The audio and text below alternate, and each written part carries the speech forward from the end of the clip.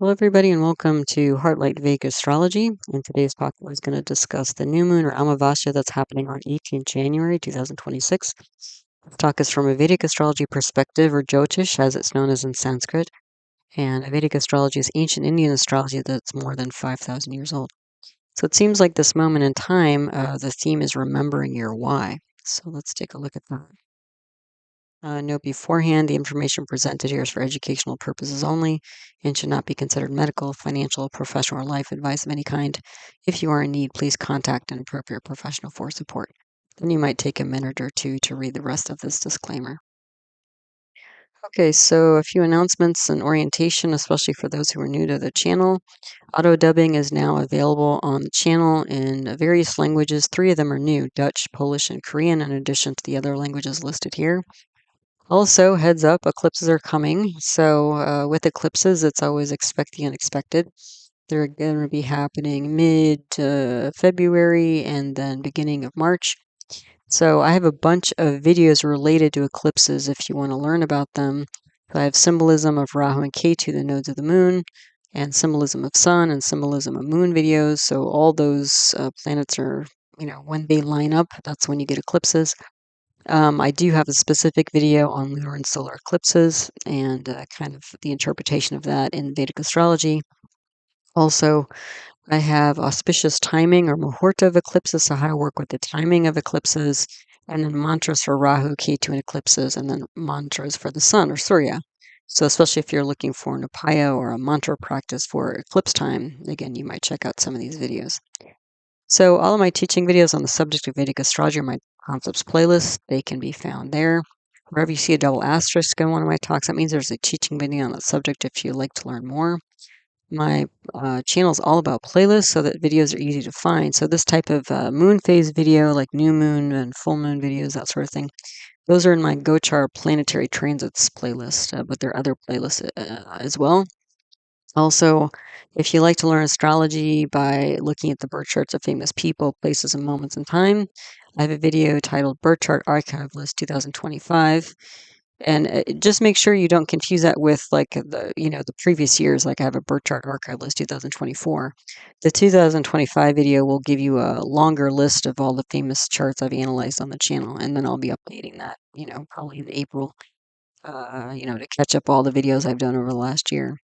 So as far as the newest videos I posted, in case you missed any, December solstice 2025 plus next 6 months, so Nanta and Uttarayana. Then the National Birth Chart of Australia, planetary transits or Gochar for January 2026, and then the birth charts for Jeff Bezos and Amazon, his company.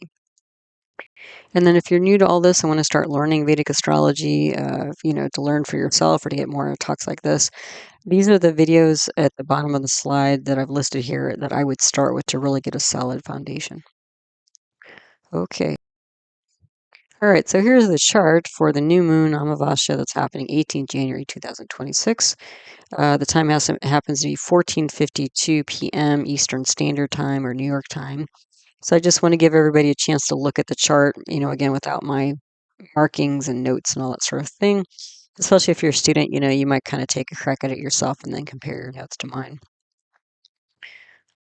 Okay, so let's start diving in though. So what's one of the first things I see when I look at this chart? Well, I looked at the lugna. So the lugna, if you're not familiar, this is a North Indian style chart. So to orient you, the top diamond in the middle, where I have that big kind of orange circle, and then Jupiter's there underlined. The underline under Jupiter means it's retrograde. So you have a retrograde Jupiter right at the top there. That top square diamond is called the ascendant, rising sign, first house, and in Sanskrit we say the lugna. So you'll hear me say lugna many, many times. And the lugna is important because it creates a gestalt really for the whole chart. It sets the tone for the whole chart because it represents the general physicality and personality, like of a person, place, time, event, whatever you're looking at. Okay.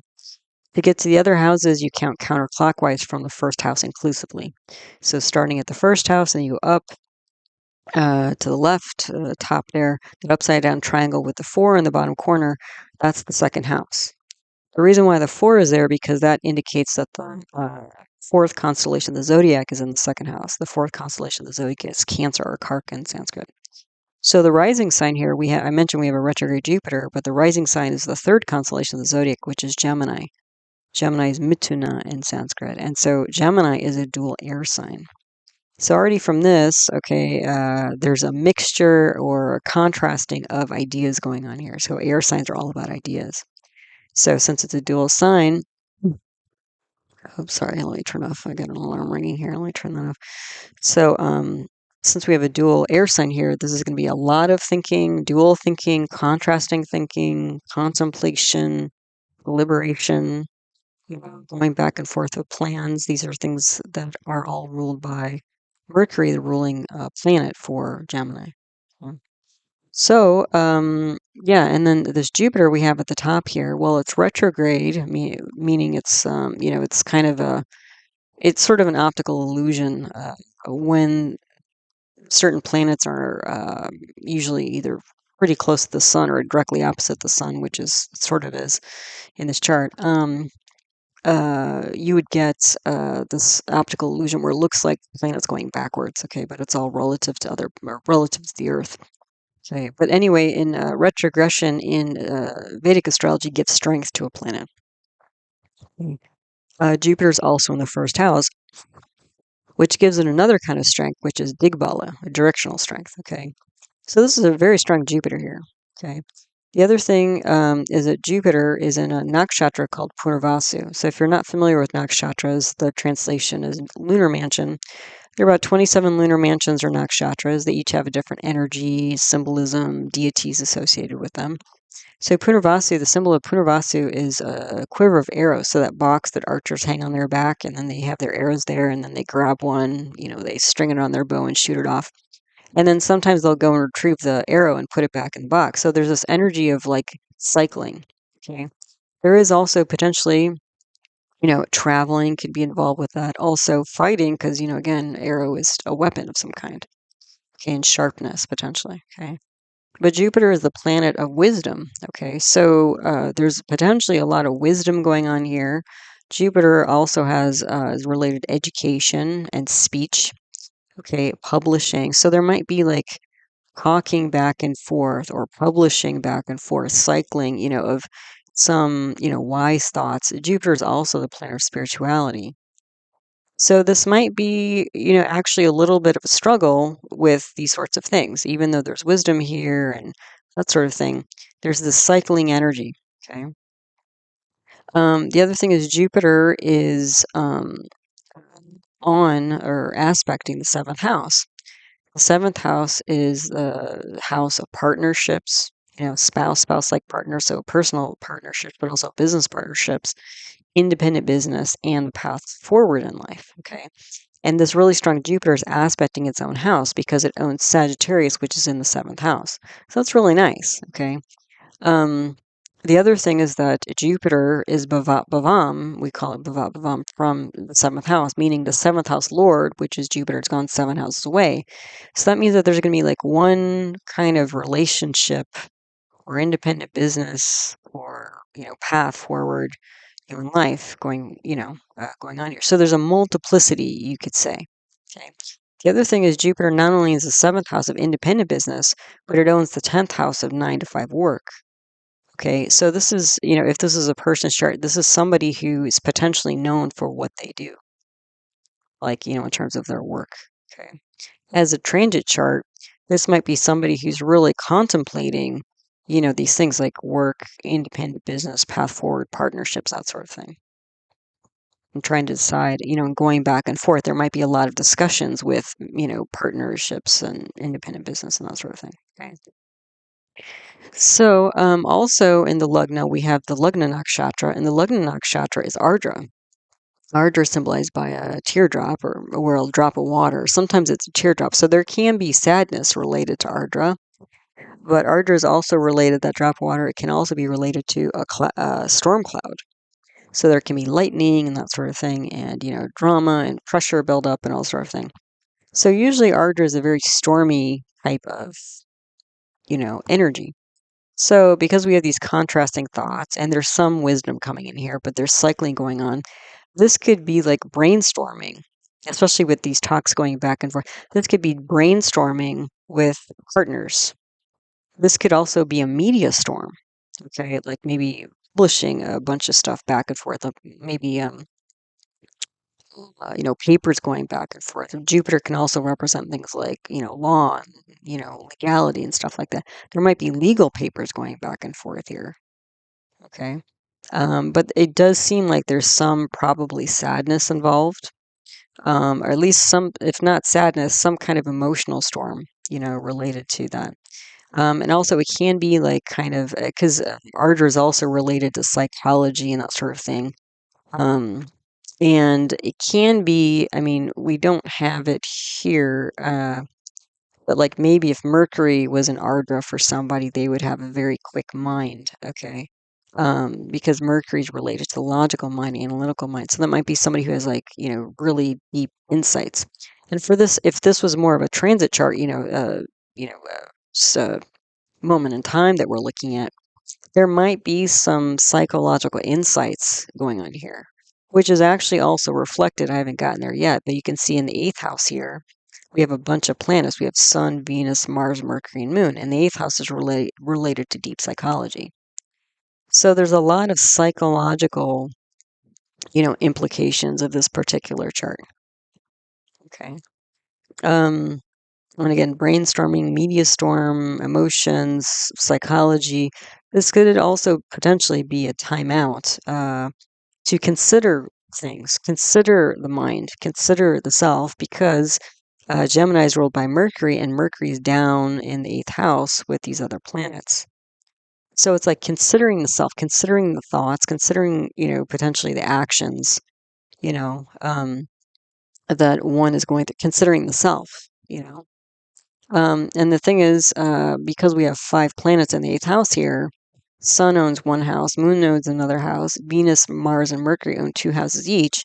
That means the energy of 8 houses out of 12 is all going to the eighth house of deep psychology and contemplation. The eighth house also represents endings and long-term deep problems, okay? So that sounds sort of sinister, okay? But there is good news, so just hold on to your seats here. Let's just finish this slide, and then we'll, dive a little bit more into the eighth house stuff going on there, because that's a pretty big knot in there. But the other thing going on is that this Lugnatia, right, the ruling planet Mercury, who's ruling Gemini at the top here, it's in planetary war. You can see it's in the same degree as Mars.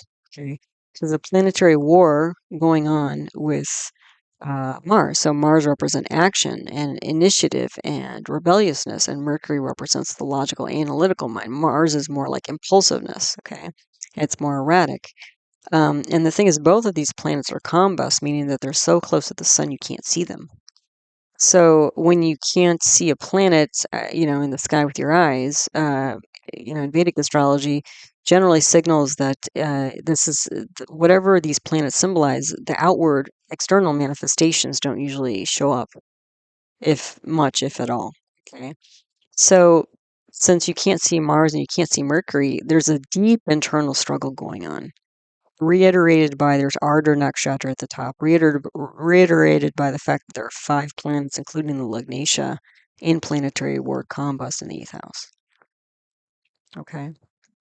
So, and because of all this, it looks like there's been a lot of, long-term, uh, because that's the 8th house represents long-term problems and that sort of thing.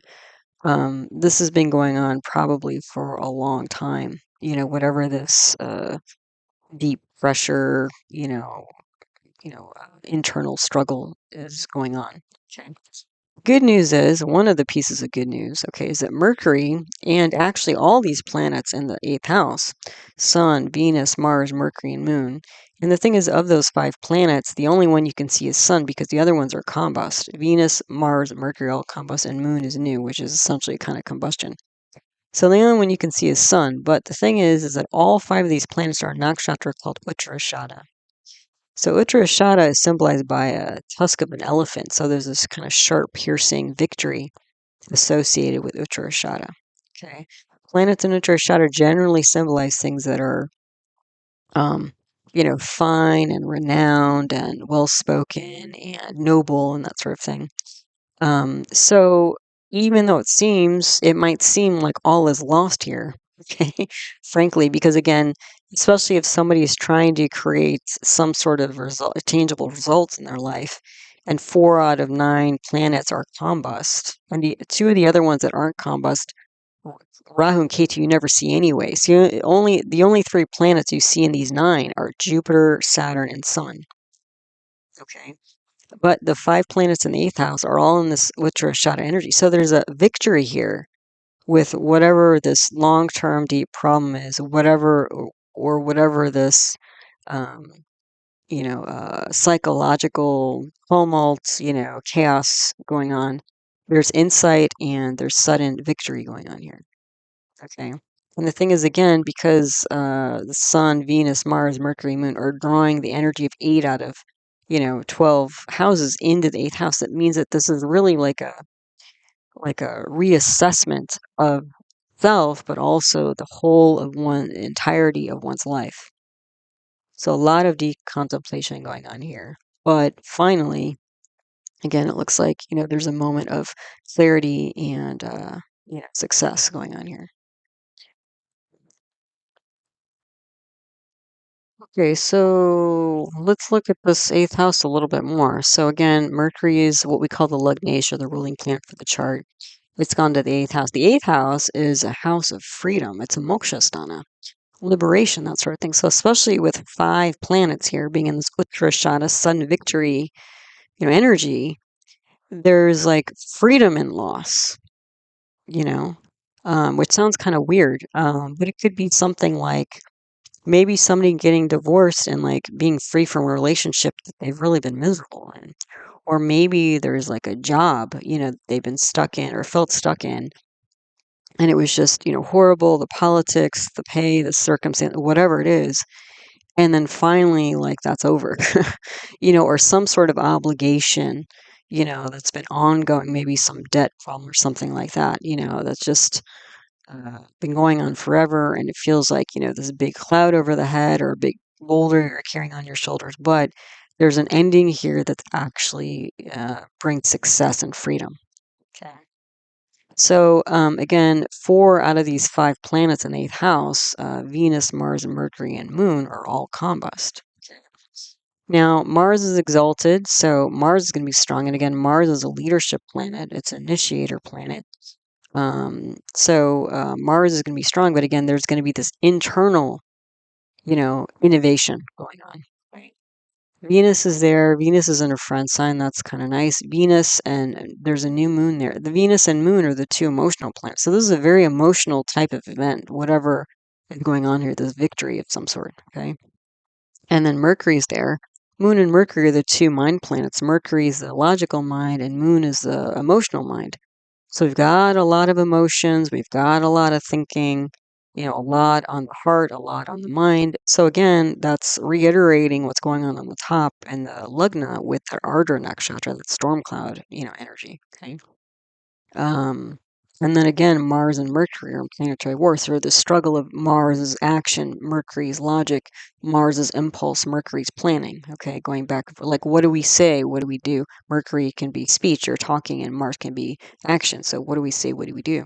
Okay, that's also reiterated because Moon is the lord of the 2nd house, which relates to speech, and Sun is the lord of the 3rd house, which relates to nonverbal communication, so actions. Okay, so speech. The 2 planets, Moon representing, or Moon owning the 2nd house of talk and speech, and Sun owning the 3rd house of actions, are also mixed up in here in this 8th house from Raja Yoga. That's what we call this. I don't know if I mentioned that. So these 5 planets together in one house is what we call a pravraja yoga. Yoga is a combination, usually of planets, but it can be of other things as well. And this gives a life focus. So there's some life, though, again, if this is a person or a moment in time, the focus is on these, deep, deep psychological, issues here. Okay. What do we say? What do we do? How do we lead ourselves? That sort of, and what kind of internal leadership do we need to move forward? and to shift and change the self. Okay.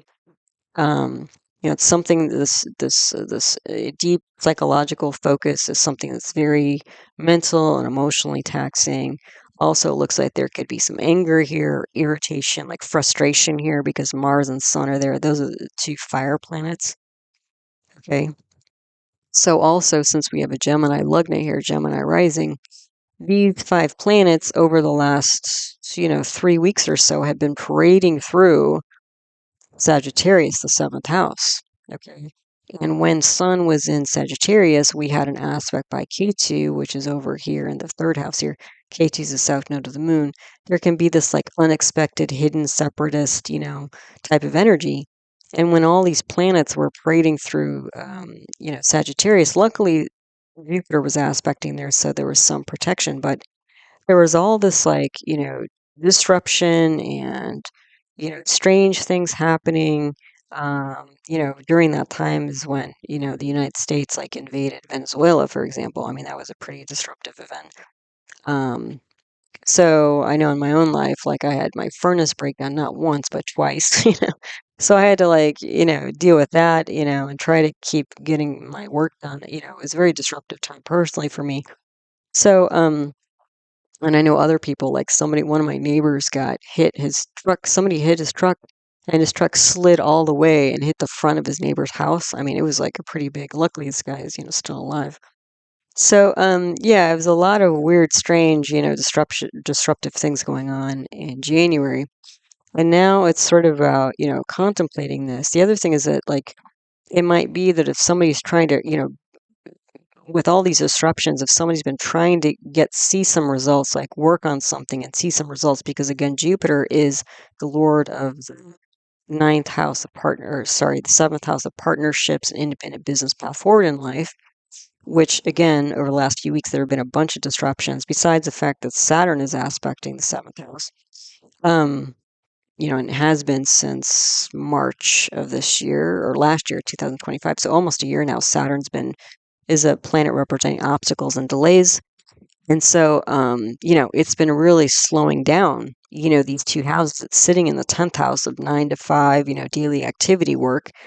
And it's also aspecting the 7th house. And so it's like, it's like, especially a Gemini Lugna person's probably been feeling the squeeze in terms of like, there's just been so many obstacles and delays related to work, whether it's independent work or working for somebody else. Okay. And luckily there's been, some protection with Jupiter aspecting the 7th house, but with all these interruptions, disruptions, especially over the last month, and again, these 4 planets being combust, you won't see the outer manifestations of these 4 planets.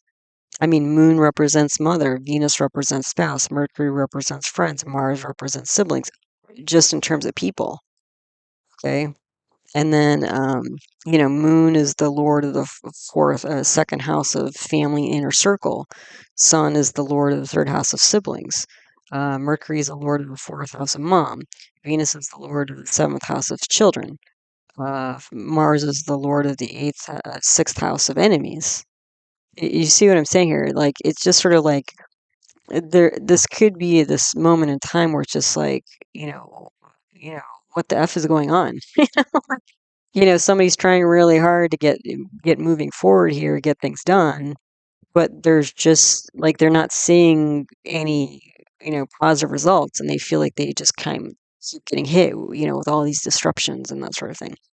But again, luckily, now we've got these 5 planets and this Uttara Ashada Sun victory energy. So it's sort of like the beginning of the end, in terms of this cycle that's been going on for a while. So, yeah, so the mind, 2 mind planets here, 2 emotional planets here, 2 leadership planets here.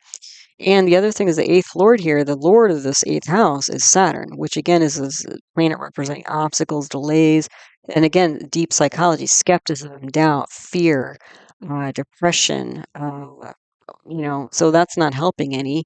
And the thing is, Saturn is in a nakshatra currently called parivartana, which is this is symbolized by the front legs of a funeral pyre. So smoke and flames and things turning ash. this means that, we've got the planetary war between Mars and Mercury. We've got all these emotion planets, mind planets. Sun is there.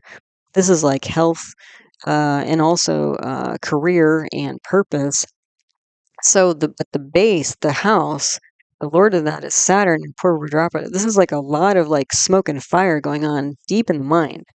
Like burning and churning the mind, trying to figure out like how to get things working and on track. And it's just like it seems like nothing's going on. And it's kind of getting to that point where it's like I've had it. Like I don't know what else to do. Like, hands up in the air, like shaking your head, like I don't even know. I've been trying and trying and things aren't going anywhere.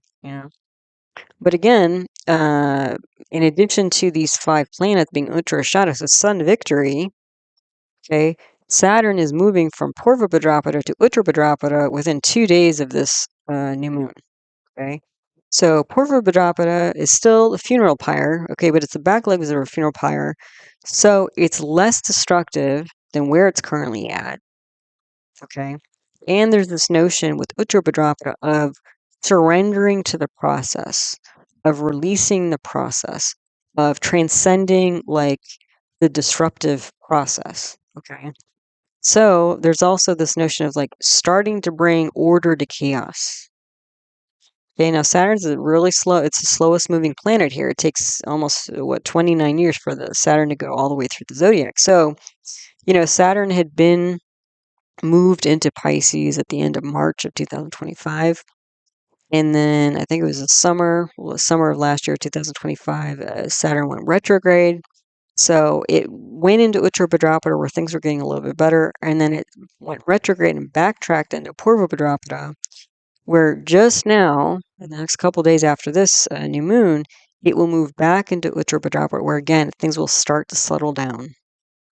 Okay, so even though things look pretty dire here, there's at least 2 indications that things are getting better. Okay.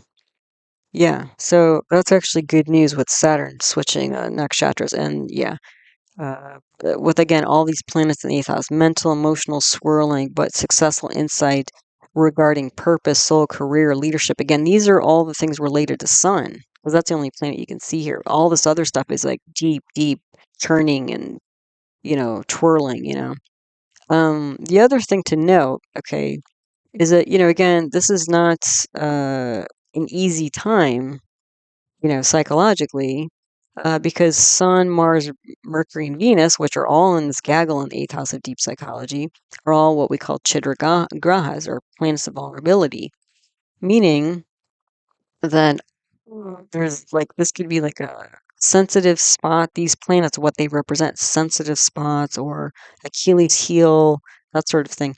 And again, these also represent people. So Sun represents father, Mars, sibling, Mercury, friends, Venus, loved ones, spouse especially. So whatever is going on here, there's not only contemplation itself, but there's contemplation about the people in, somebody's life, the relationships somebody has in their life.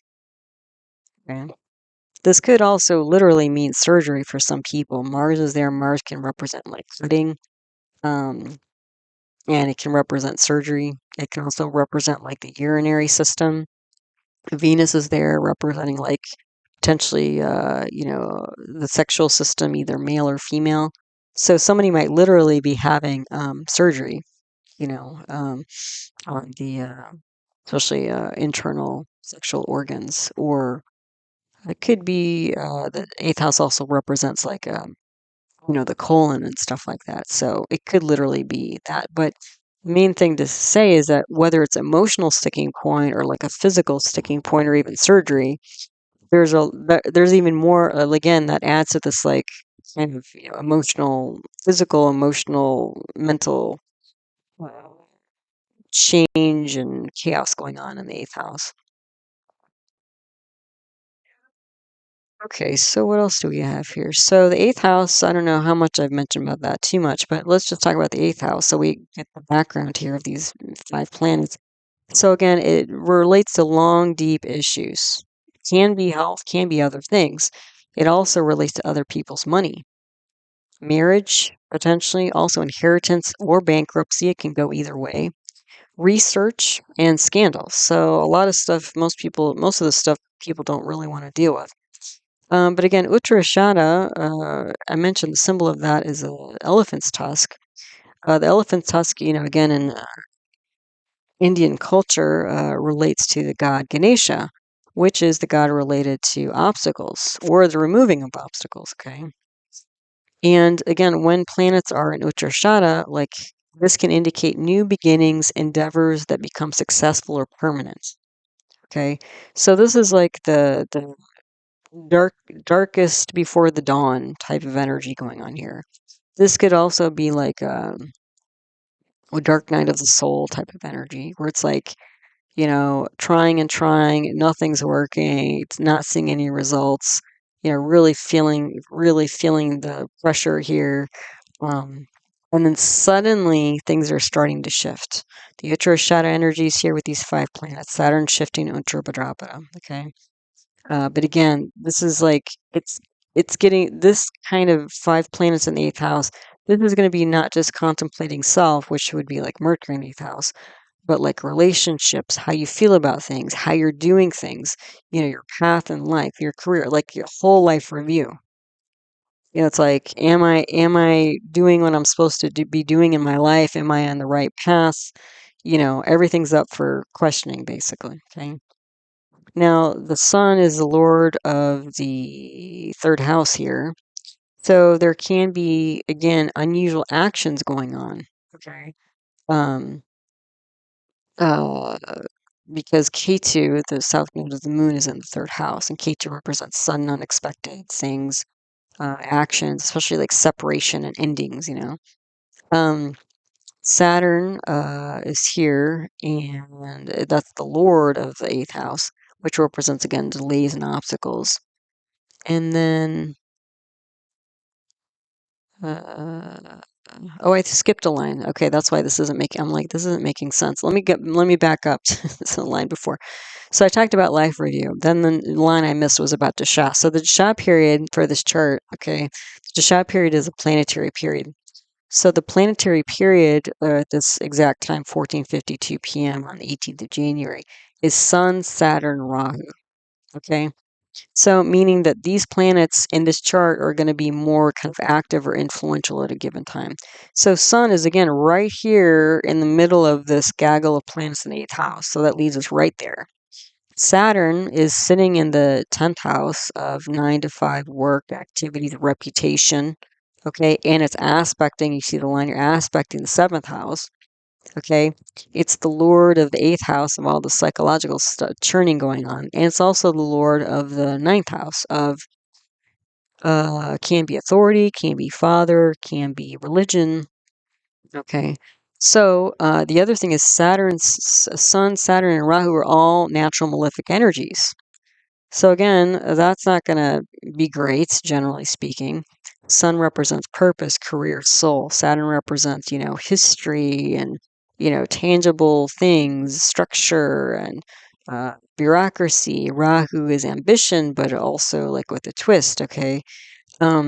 Now all these, and again, Saturn is in basically on 2 of the work houses, but owns this deep psychology 8th house and the 9th house here, which can also be like enterprise or organizations. So especially if somebody's trying to start their own business or, build an enterprise of some kind, it's been like, when is this going to give? Is this going to give? When is it going to give? What else do I need to do? I've done everything I can. Like, what else do I do? What else do I say? And driving somebody nuts in the process, okay? Now, the Sun, Saturn, and Rahu dasha period is switching to Sun, Saturn, Jupiter on March 11th, so about 2 months out. Now, that's a big deal, okay, because we're shifting from Rahu, which is in the 9th house here. Rahu symbolizes, like, again, unexpected hidden energy, kind of like Ketu, because it's the north node of the moon. But Rahu is more of like the drive, the itch, the like ambition, the hustle, the ego, all that stuff. Jupiter is a spiritual planet. Okay, now Jupiter is aspecting Rahu in the 9th house, currently. But the thing is, since in the first Dasha period we're running Rahu, we're going to feel more of this like kind of egoic ambition energy in terms of enterprise. When we switch to Jupiter, that's going to shift from more of this ego stance to more of a spiritual inspired action. Okay. And Jupiter is going to provide more protection over the seventh house that Saturn is aspecting. Again, creating obstacles and delays. Independent business, spouse like partner, business partners, and path forward in life. So there's going to be a lot of lift once we switch the Dasha periods here. Okay. The other thing about all these planets, Sun is actually swa, meaning it's in its own. Usually we say sign, but actually Sun is in its own star. Was it Uttara Ashada, the star of Uttara Ashada is Sun. So Sun is Sun by by being in its own star. Saturn, once it moves into Uttara, let me just make sure I said that. Okay, yeah, once Saturn moves into Uttara Bhadrapada on the 20th of January, it will be in its own star. Okay. Rahu is currently in its own star, in Shatabisha, and Jupiter is in its own star. So in 2 days, when Saturn moves into Uttara Bhadrapada, the 4 Dasha planets are all going to be Swan, meaning they're going to be very strong and exaggerated and bring exaggerated results and conditions to life, whether good or bad. Now, again, the first 3 here, Sun, Saturn, Rahu, these are all natural malefics, but then at least in the second round here, Sun, Saturn, Jupiter, now we're getting the great natural benefic involved here. And it's going to provide some lift, inspiration, lightness, fairness, justice, balance to all that's going on here. So that's also positive, okay? But with all this going on, all this internal struggle, deep thinking, reviewing everything, maybe pulling out your hair, trying to figure out what you need to do or say to get things to work and manifest in your life, especially when we're switching from Rahu to Jupiter. Okay. And again, both of these are in the 9th house of spirituality and religion. This might seem like a subtle shift, but it's actually quite profound, of switching from this more egoic, I want to make things happen, to I want to co-create with spirit.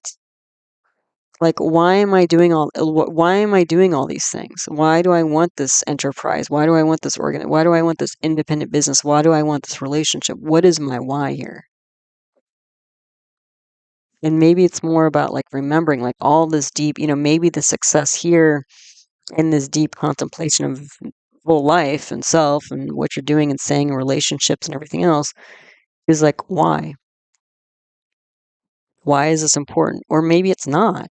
And maybe it's just getting clear about that rather than doing things through habit, because Saturn is all about structure and history. So this can be, old ways of doing things that need to be, reevaluated and rethought and, updated. You could see this as like, maybe updating what do they call it on the computer? Updating your operating system on your computer. You have all these old files and bugs and, whatever pockets of memory or not or whatever. And it's like, you know what? Let's just shut the whole thing down, restart fresh and clean with a clean slate. Like, what's really important here? Sorting through all this, this Mercury, at the top here. Shifting through all this stuff, sorting through all these tangible things and relationships and activities or whatever else. It's like, what deserves to stay in my life and what has to go? What is my true path? What is my true why? Why did I incarnate on this planet? So this is very, very deep, potentially. But again, even though there's clearly been a lot of stress and obstacles or whatever, you can see that, things are about to turn, the tide's about to turn here. So, yes, so the sun is the lord of the 3rd house. So that'll bring unusual actions and separation potentially to 8th house, all this contemplation here. Saturn, the lord of the 8th house, again, delays and obstacles, especially when it's in that Purva Bhadrapada energy, front legs of the funeral pyre energy. Um, Jupiter houses, again, contemplating work, partnerships, path forward. Um, but there's some sort of win ending things. So again, maybe it's ending a personal relationship that's not working, or partnerships that aren't working, or activities that aren't working, or way of thinking that's not working, or way of speaking that's not working, self-talk that's not working. So it's like ending these things, especially on an, again, deep internal level, that's going to filter out into the rest of the chart and the rest of somebody's life. Okay, Rahu's their ambition or drive towards organization. But Rahu is issues as well, because Rahu's in Shatabisha. Shatabisha translates as 100 healers. So when Rahu's in Shatabisha, this can be like some kind of issue or disease that's hard to diagnose, hard to treat, hard to, prognose, like. But again, once we shift from the Rahu subperiod to the Jupiter subperiod, Jupiter will bring grace. Jupiter will bring balance. Jupiter will bring, speech, finance. Again, if there's like all these planets in, the eighth house of other people's money, maybe this is like, trying to cough up some cash to fund a venture or something like that. Or it just doesn't seem to be happening. Um, yeah. So that's what's going on. So what else do we have? Oh, and then this popped up, which I thought was interesting. I was actually listening to somebody else's YouTube channel, and they mentioned this song, and I thought it was actually perfect for this chart. So apparently, this song I'd never heard of it before, but they were talking about it. I was like, wait a minute, that sounds like the chart I'm looking at. So this song is "Bold" by Dusty Cloud, and apparently the lyrics. I don't even know what kind of music it is. Maybe house music or techno dance or something like that. I don't know. But I listened to it a little bit, but I was more interested in the lyrics. So the lyrics are: it will come a time in your life where you ask yourself a series of questions. Am I happy with who I am? Am I happy with the people around me? Am I happy with what I'm doing? Am I happy with the way my life is going? Do I have a life, or am I just living? Do not let these questions restrain or trouble you. Point yourself in the direction of your dreams. Find your strength from the sound. So again, it's like, going deep within, remembering your why. And it's like, if you're not with the right people, the right crowd, if you're not doing the right things, or thinking the right way, or speaking the right way, or the acting the right way, or whatever, it's like now's the time to like kind of regroup and reassess. And it's like, okay, what stays with me going forward, and what needs to go? It was also interesting too, the timing of this, because I didn't realize we had a snow day today where I live. And I don't know, at least for snow days for me are always like kind of make me feel quiet and peaceful, and I just sort of want to sit around and drink tea and contemplate life. So it is like the whole vibe with, unexpectedly discovering these lyrics on somebody else's channel and the snow day or whatever. It was just today was a total vibe for like in so many ways for this chart. So anyway, I thought some of you would appreciate these lyrics here. All right, so getting back to the chart. So yeah, so let's look at the other houses. So not to be missed here, all of these planets in the eighth house, Sun, Venus, Mars, Mercury, Moon, they're all aspecting the second house. Okay. And the second house is going to be strong to some degree because Moon is aspecting its own house. Um, and let's see. So yeah, and Mars will be debilitated in the second house. Now, what does the second house represent? Well, it represents things like family, inner circle, assets, communication. So it looks like there's going to be some sort of success. And again, all these planets aspecting the second house, we've got Moon, mother, son, father, Mars, sibling, Venus, spouse, Mercury, friends. This is all inner circle stuff.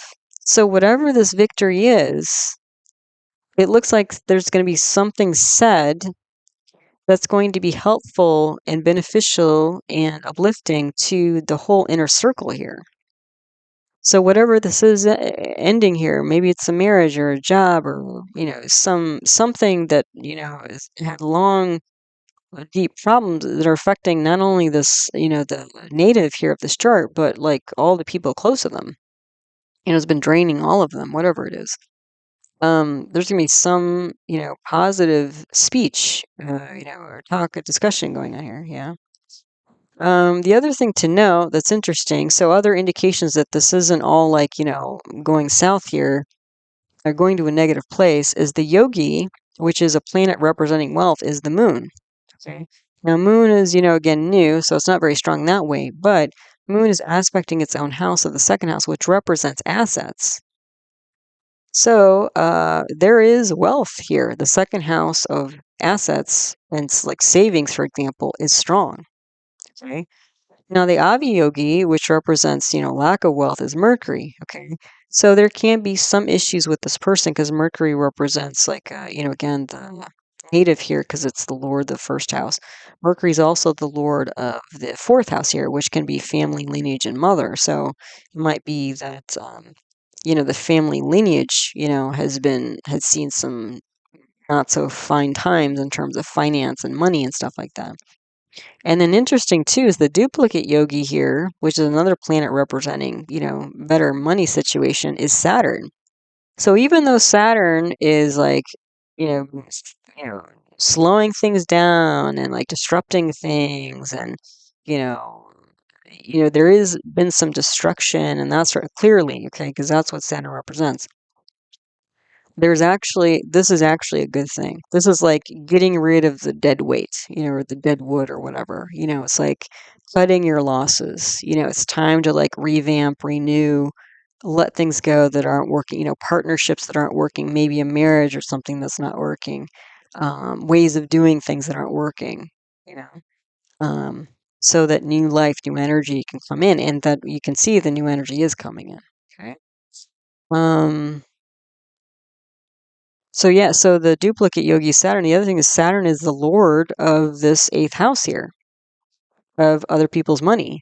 Okay, so again, the eighth house can represent things like inheritance and bankruptcy. Of the two, with this kind of, five planets of Uttara, this is probably more of like a windfall, like almost winning the lottery, or maybe, some long lost relative like left some money, kind of thing. Yeah. And then, everybody close to you benefits. And so the second house related to money is strong. Eighth house is strong also because Mars is exalted there. Okay, so that's going to make the eighth house strong, besides Saturn being the duplicate yogi and lord of the eighth house. The other thing is Mars is aspecting its own sign in the 11th house of income. So all three money houses are strong in this chart. And all these planets aspecting the second house, the eighth house, and the 11th house are in this Uttara Ashada energy. The only thing, though, is that the Saturn is currently in pravraja, flipping into Uttara in a couple days. There's been a lot of worry and stress related to this. So maybe finances have really been on the edge, or dwindling, or, you can't kind of seem to move forward. But like all of a sudden, things are going to start to move forward and create some sort of more order, more structure, more laying down. Again, it's been destructive, it's been upsetting, but it looks like things are moving forward, which is good. So, yeah, what else is here? So the other thing I wanted to mention is Saturn is what Saturn is. I mean, Saturn's no joke, I mean, there's a reason why people are afraid of Shani. It's the Sanskrit name for Saturn. But Saturn's bringing, delays and obstacles to what? To the fourth house, which is happiness and home. Okay. The seventh house, which is relationships, personal and professional, path forward in life, independent business. The eighth house of deep psychology. The ninth house of authority, religion. So even if like you're trying, because again, especially with the strong Jupiter at the top, this is probably a spiritual person. Okay.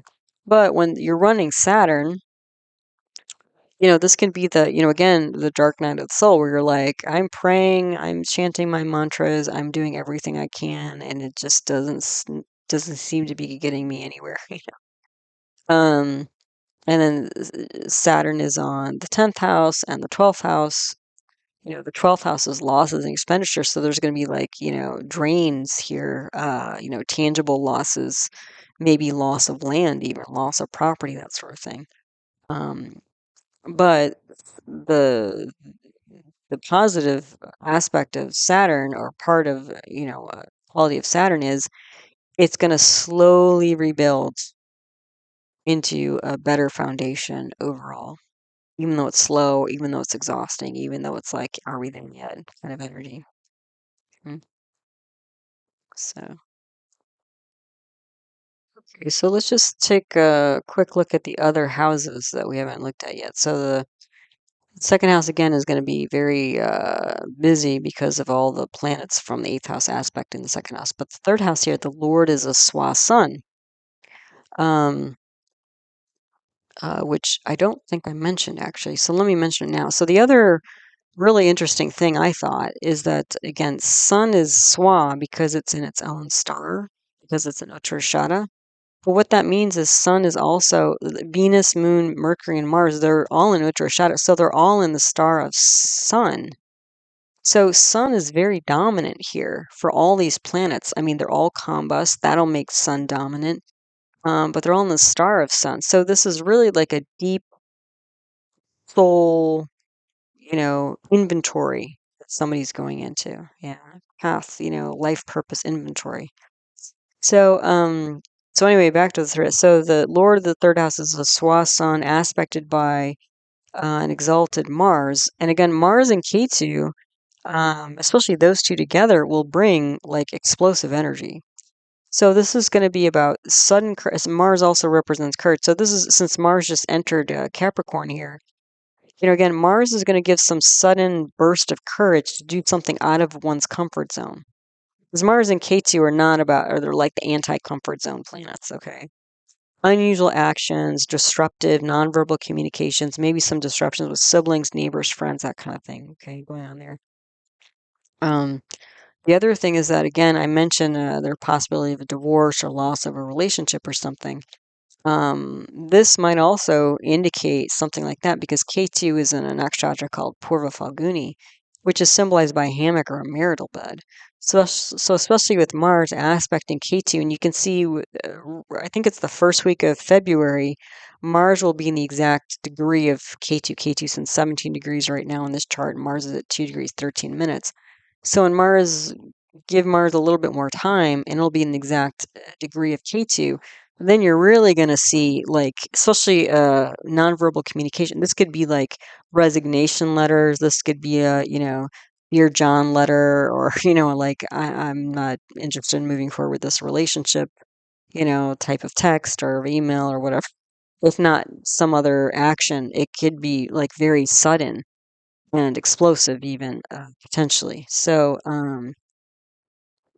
because again, there's this sudden clarity that's coming forward with all this deep contemplation of where am I going with my life. Then the fourth house lord here is this combust Mercury aspected by Saturn. So again, Mercury's combust at war. That's not going to bring a lot of happiness. The fourth house represents happiness, also mother, family line, and Saturn's there as well. And what is it? Virgo's in the fourth house, which is like a dual earth sign. So this could be division of property. So again, if there's business assets that need to be divided up, or personal assets that need to be divided up, like through marriage or family or whatever, that looks like it's potentially happening here. But this can also bring delays, obstacles to home, mom, happiness, education. Fourth house represents that as well. The fifth house lord is Venus. So again, in this eighth house deep, and Venus represents counseling, but more practical counseling.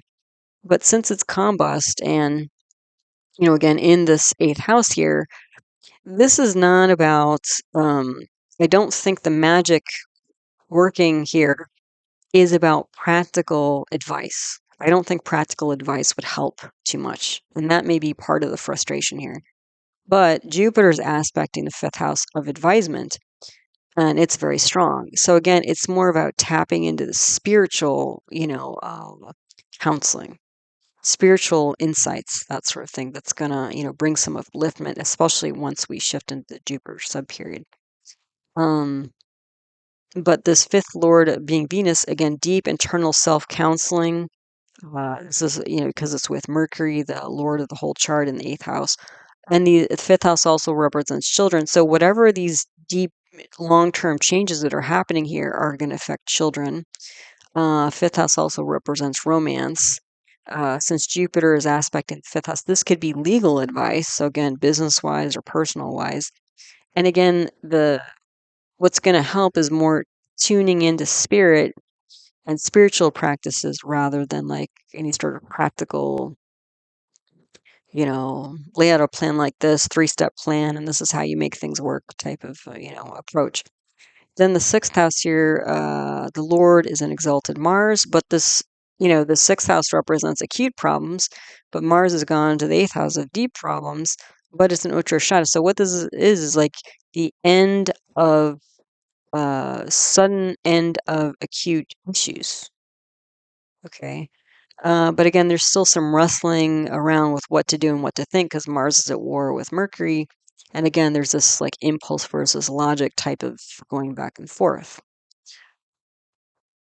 Okay, so on this side, we've got seventh and ninth house. So the seventh lord here is this retrograde bhavat bhavam Jupiter, also, and it's aspecting its own house. So that'll bring strength, especially when we move it in the Jupiter subperiod. There's also Saturn and pravraja aspecting here. So this is like a lot of like, almost like a roller coaster. Like Saturn's like the great malefic, Jupiter's the great benefic. I mean, they're like opposite ends of the spectrum in terms of expansion versus like destruction.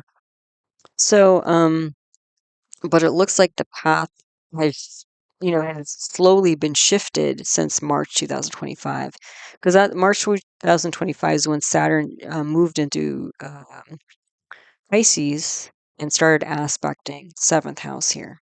Okay. So especially for Geminis, like they might feel like they haven't really gained much ground over the last, almost year now. And then pretty soon after Saturn shifted, within about 6 weeks, Jupiter shifted into Gemini. So that started bringing seventh house up. Um, so yeah, so again, when the dasha period changes, there's going to be like a focus on rebuilding, you know, whatever's been sort of um, cut away or destroyed or leveled by Saturn. Okay. Um, and the other thing too is that Saturn, like there may have been more of a focus on material things crumbling or not working out. But the thing is that spirit is there and has been there for most of this time. So, but the thing is, like, Jupiter is more of an ethereal energy. Like, it literally represents ether, as an element, whereas Saturn is like lead. Um, so, yeah, again, it may be that sometimes what happens too, and this has been true in my own life, is sometimes what's happened is like sometimes, like, I remember when I uh, transitioned out of graduate school and I didn't have a plan, I didn't have money, and nobody actually told me it was a good idea. But I just couldn't do what I was doing anymore, and so I left, and I was trying to figure out my life. So it was probably like this kind of moment. And there was nothing. I mean, I had my apartment, but the thing is, most of my friends were related to my graduate program, which again, that was over. So I kind of didn't really have friends, no family around, no money, no job. So for a while, until I got, my next gig, it was just a lot of contemplating, like, what do I want to do with my life? Like, clearly what I was doing was not it. Um, so what do I want to do? And it took a while to sort through all that for myself. So anyway, I think yeah, again, I think this chart could be like that kind of energy here, and for me, again, nobody, there was literally not one person in my life who supported me, who said, "Yeah, definitely, like, move on." They said, "Oh, why don't you just suck it up and keep going?" It was everybody's response. I was like, "I can't suck it up and do this anymore." Um, so I left, and it probably seemed, from the outside perspective, it seemed like I lost everything. But actually, what I gained was my freedom. So, which is, again, we're talking about, these 5 planets in a moksha sthana, or house of freedom, liberation. So, And yeah, I mean, I'm glad I went through that program. I learned a lot, but I'm actually glad I didn't finish. I was there for a long time, but I'm not sure. I'm not sure I was really set back by not finishing, frankly, in my life. And then I moved on to, into another path that I was happier with. So there was success in an ending of long-term problems. So that might, you might resonate with some of that story. Anyway, the other thing is that the seventh house, again, with Jupiter, especially when Jupiter was in Ardra, because Jupiter in this chart's in Punarvasi, but Jupiter was in Ardra, this stormy energy back in the summer of 2025 last year. Um, and that might have really kind of brought to the surface a lot of disturbing or ugly truths about partner, spouse, business partners. Um, but there would have been some strength and maybe even some legal issues that it brought up. But again, with Jupiter running, it should bring more justice and wisdom and knowing who to trust. Like, even though it's like disturbing, like maybe you were business partners with somebody for, a good 10 years or something. And then Jupiter runs through this part of the sky. And again, because Jupiter's all about truth and justice. So it's like it might show you some things that are disturbing, but ultimately, even though it might be hard to digest, that truth, ultimately it's for, your own good and better for your future moving forward, knowing who to actually trust and who, again, you want to keep with you moving forward and who needs to maybe say goodbye, right? So then the ninth lord here is Saturn, Rahu's in Shatabisha. And again, there's going to be a switch going from like more of an ego ambition drive, and maybe in that not getting very far with that, to re-spiritualizing an organization and probably self as well. So again, just taking more inspired action rather than just, like hyperdrive, almost obsessive type actions, towards some sort of enterprise here. And then we have the 10th, 11th, and 12th house. So the 10th house lord is Jupiter. It's a dual water sign, so mixed emotions here. And clearly with Saturn, there are tangible material obstacles going on here affecting the mind and organization. But again, once it shifts into Uttara Ashada, there's going to be this sense of transcending and surrendering to this, destructive process. It's like, okay, let's again, cut away the dead wood, kind of energy potentially or perspective. Leaving the past behind, the stuff that's no longer working.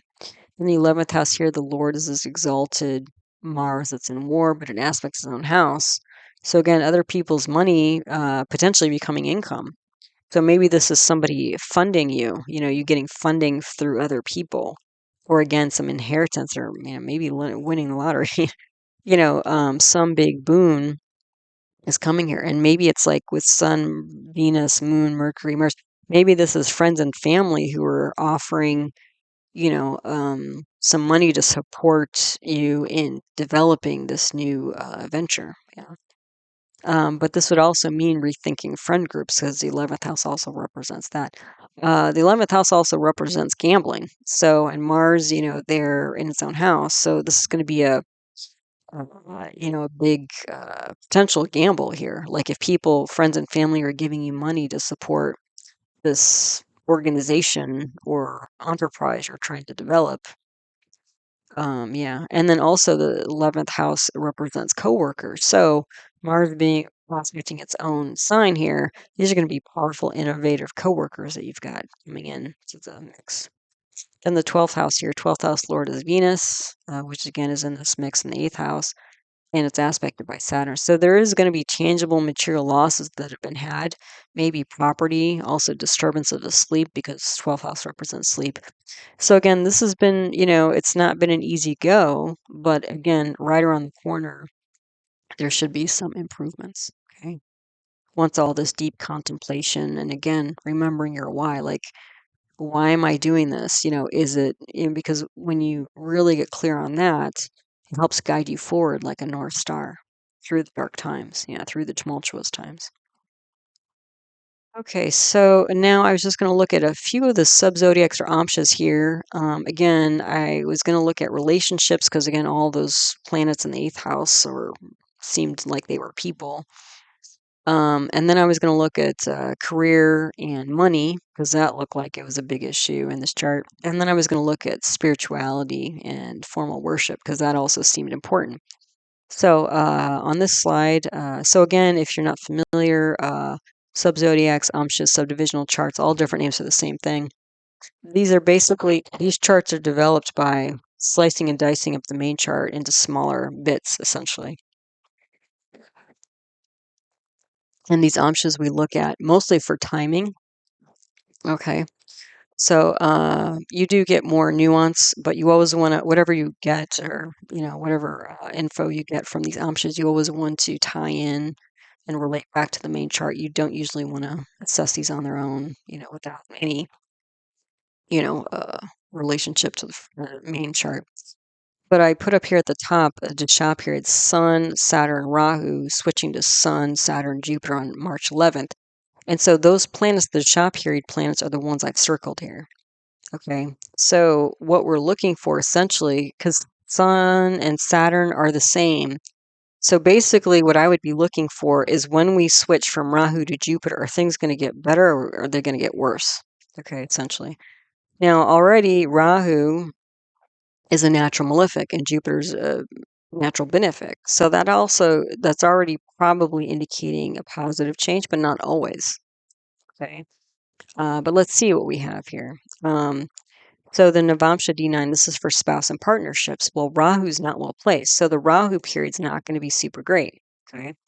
But it has two strong natural benefics on it because Venus is there exalted and there's a parivartana exchange of houses between Venus and Jupiter.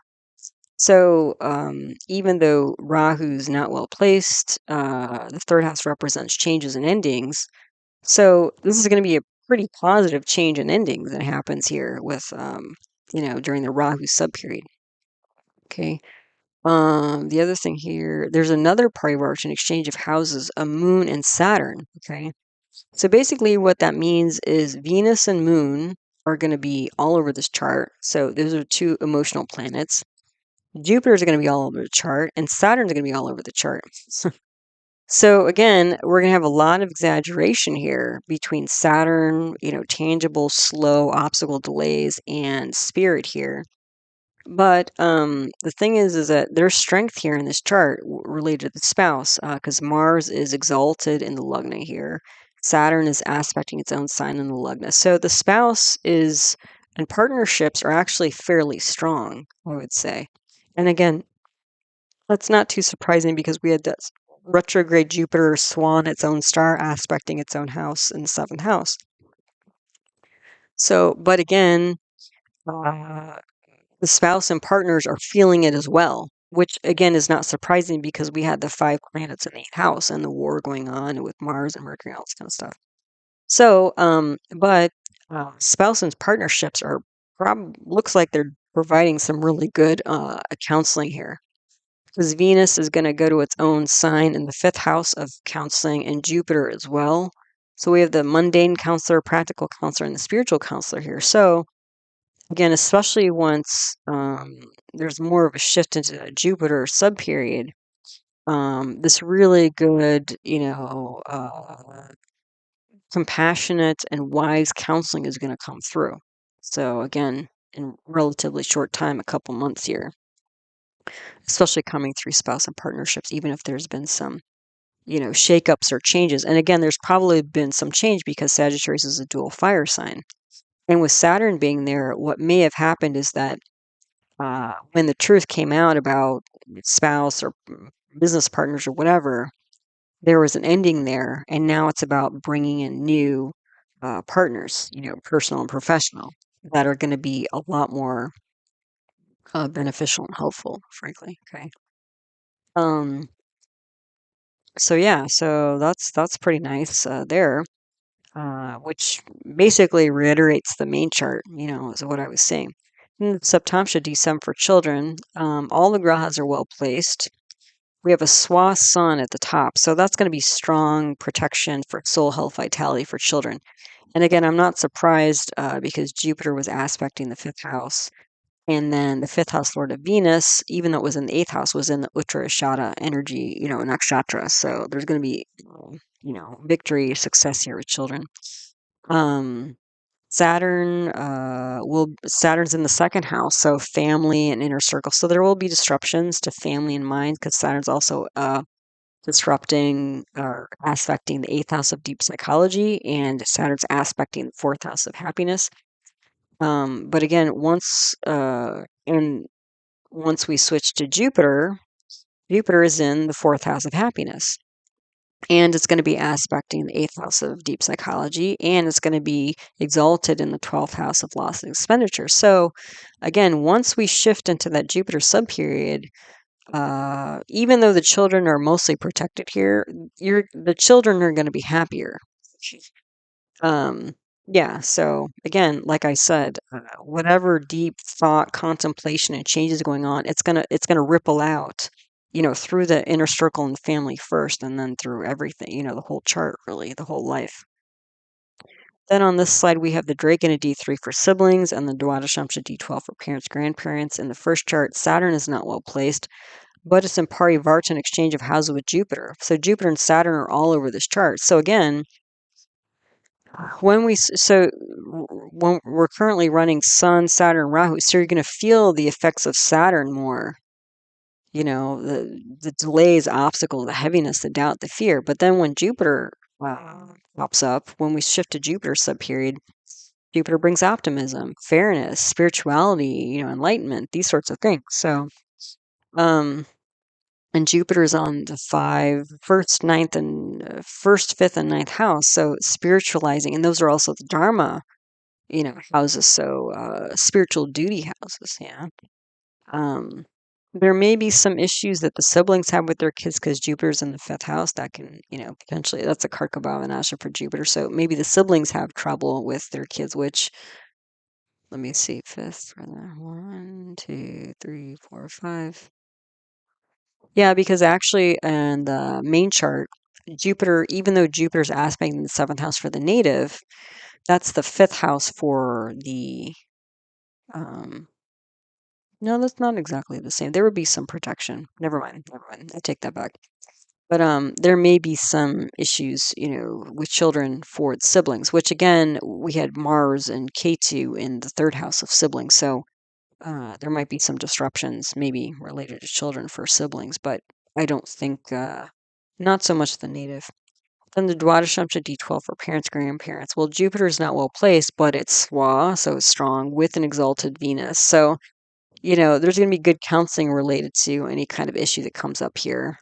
Rahu and Sun are in parivartana. There's a bunch of parivartanas, exchange of houses. So Rahu and Sun are in parivartana.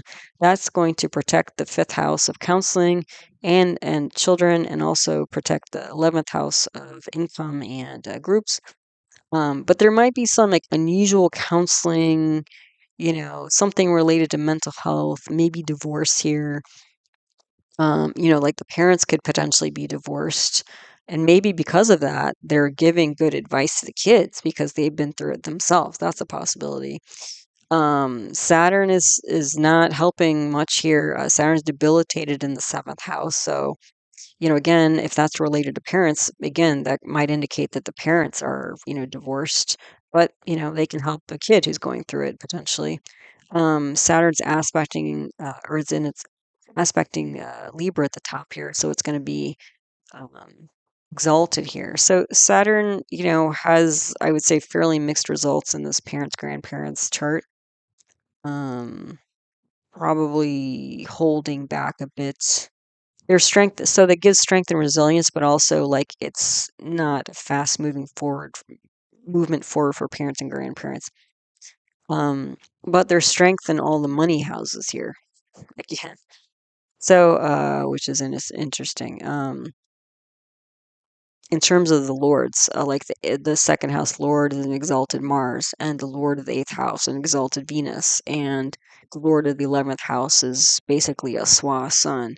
So I don't think money's an issue so much for parents and grandparents, but it's more like an emotional issue here for them.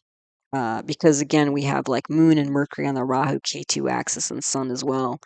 So Mercury and Moon, Rahu and Ketu on their own can signal mental health, and then Mercury and Moon are the two mind plants. So especially when you have Mercury and Moon on the Rahu Ketu axis, that can signal mental health. So so the parents may actually be good counselors in terms of how to deal with difficult issues like this potentially, that the native is going through. Okay, so on this slide we have Dashamsha D10 for career and reputation, then the Ekadamsha D11 for public support and income, and then the Chaturtamsha for D4 assets. So this is work and assets and money, essentially, this slide. So the D10 here, Jupiter's not well placed, but it's in parivartana with Saturn. Okay.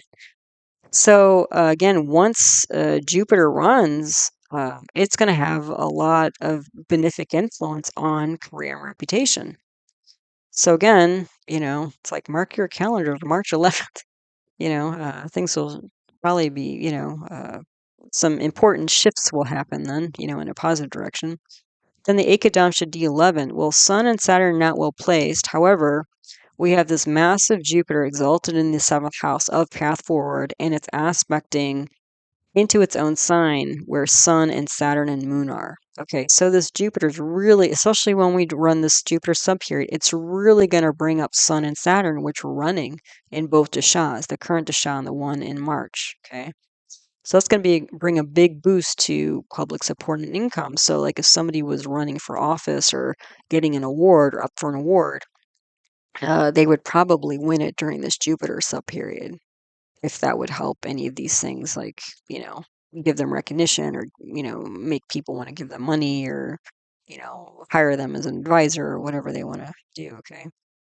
Yeah, so this exalted retrograde Jupiter in the seventh house is big, and then it's also on the Lugna. So again, path forward will be, much easier moving forward in the Jupiter subperiod.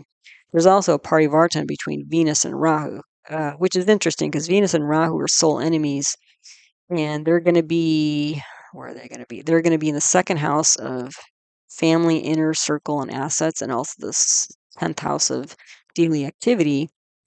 And Venus's relationships with Rahu can be ambitious, unusual, kind of energy. So this might be actually finding out that, again, uh, some kind of person related to work or inner circle is not really, how would I say, like, got the best motivations, and what came to mind was the phrase like fox in the hen house, kind of somebody kind of sly, like sneaking the eggs and stuff like that.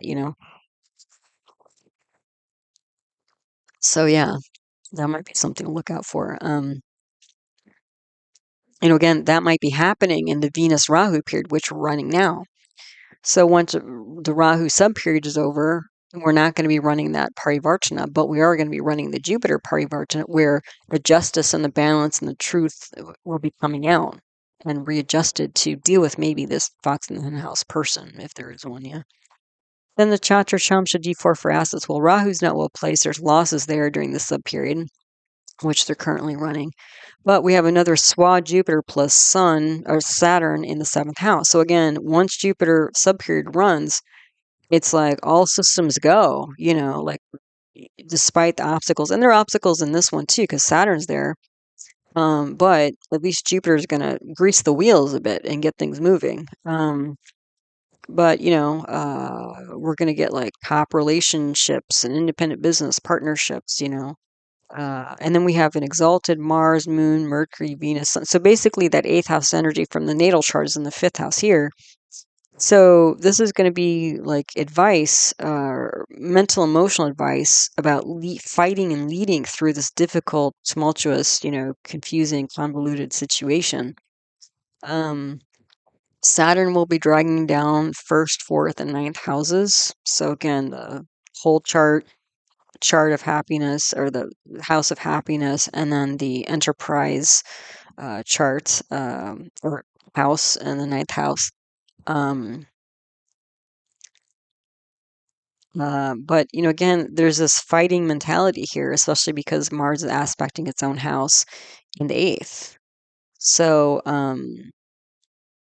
I think, again, the assets here in this chart are how to fight mentally, emotionally, um, how to like set your mind, into sort of fighting warrior mode, um, rather than like get depressed or depleted or frustrated or whatever. It's like, how do you harness this energy in the best possible way to support you moving forward? And also spirituality as well, because of the strong Jupiter. So those are really the assets more than I would say tangible assets. Um, there may be some of those because Mars is exalted, but I think more so than like tangible like land and property and stuff like that. It's spirituality and then the ability to kind of develop this like winning mentality. Yeah, leadership mentality, that sort of thing. Yeah. Okay, so on this slide, we have spirituality, the Panchamsha D5, and then the Vimshamsha D20 for formal worship. So in D5 at the top, Rahu's not well placed. So again, like I mentioned in the first chart, it looks like it's sort of like a dark night of the soul. It's like I'm doing everything I can in the mundane world and, praying or chanting mantras or whatever, whatever my spiritual practice is to try to get things to go, and it's just not moving. And so there can be doubts and fear here, especially because Saturn is in the ninth house of spirituality. There is strength, though, here because Saturn is in parivartana exchange of houses with Mars. So that's going to protect the 11th house of secular groups, and it's also going to protect the um, ninth house of, spiritual groups, spiritual community. So it looks like, there's a lot of community to be involved with, any sort of innate spirituality some might have. The only thing is that in running Saturn, it's going to activate Mars as well. So Saturn and Mars are going to be all over this chart, which can make it very mechanical. So it might feel more like a push rather than like a inspired type of thing. But once Jupiter runs, look, Jupiter is aspecting its own sign in the 10th house here.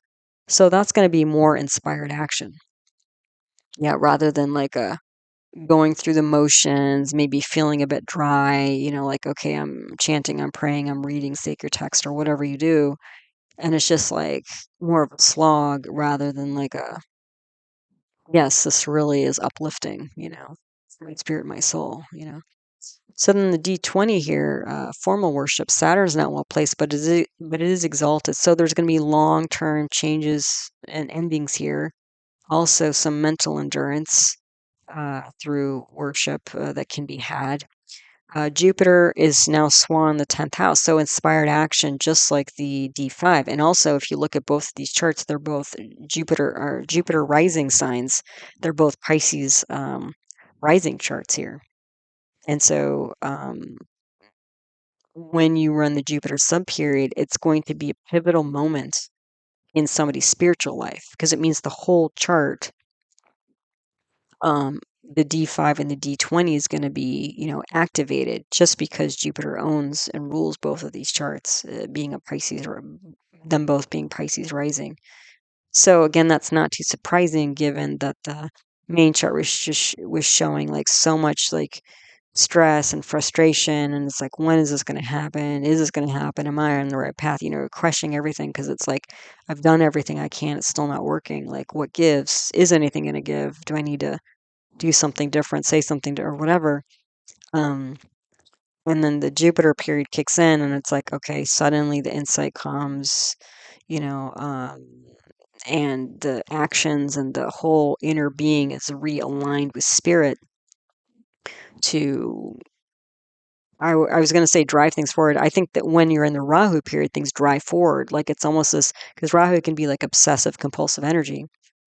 But when Jupiter's in charge, it's like, you know, things float.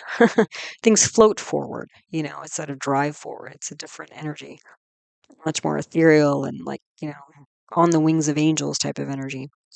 But again, either way, innate spirituality or the formal worship, there's a lot more, inspired action coming forward. Rahu's in the ninth house, like in the native chart, but it's exalted here. So there's going to be some drive toward the spiritual community currently. And then Sun is with the Swan Moon in the fifth house. So again, mental, emotional leadership, that seems to be key. We've seen it in various, we definitely saw it in the native chart, and then we've seen it in various formations here in the amshas as well. So yeah, so the Jupiter period should bring a lot of improvement overall. From the various from the native chart that we looked at, as well as the subcharts.